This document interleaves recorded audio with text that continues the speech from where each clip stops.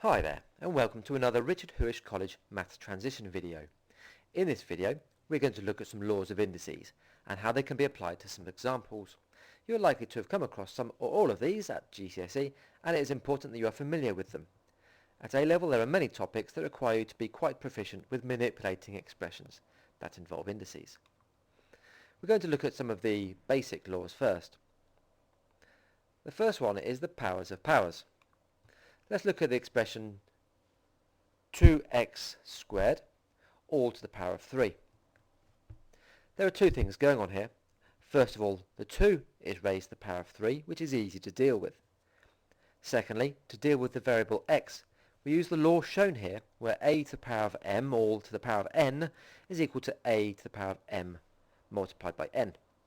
This gives us 2 to the power of 3 multiplied by x to the power of 2 times 3, simplified to give x 8x to the power of 6.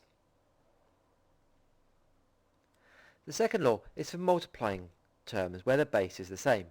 In this example, the base is x. The law here is to add the powers. Again, deal with the numbers separately, so 2 times 3 gives us 6, and then combine the x variables by adding the powers. The third law is for division, where the powers are subtracted. In this example, 12 divided by 6 gives us 2, and the x's are combined by subtracting 7 from 2 to give us minus 5.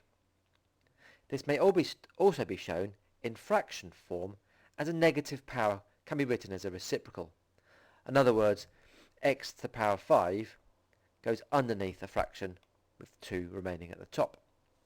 We're going to look at some more of these types of examples next.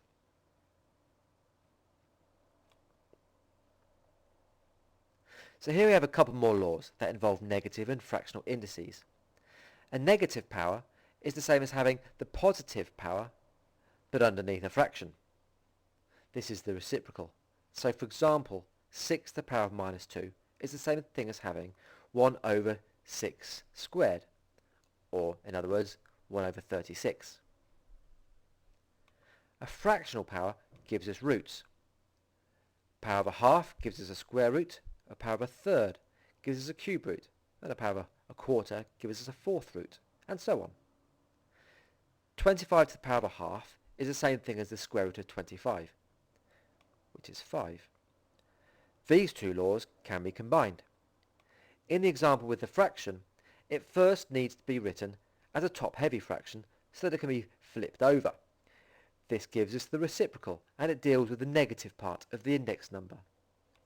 So 3 and 3/8 can be written as 27 over 8. The reciprocal of 27 over 8 is 8 over 27. That deals with the negative part of the index number, and so all we're left to do is to find the cube root of 8/27. For fractions, it is okay to find the cube root of the numerator 8 and the cube root of the denominator 27, which gives us 2 over 3. That's about everything you need to know for indices, but we'll finish on a useful tip. If you're given an expression to simplify that involves roots, it is best to convert this to index form first. So in this example, where we have the square root of x, I'm going to change it so it's x to the power of a half. We can then apply the rules as before for dividing. Divide the numbers to get 3, and subtract the powers. 3 take away a half, which gives 2.5. That's also can be written as 3x to the power of 5 over 2. Thank you for watching our video on laws of indices. Please check out the RHC Maths channel for more topics.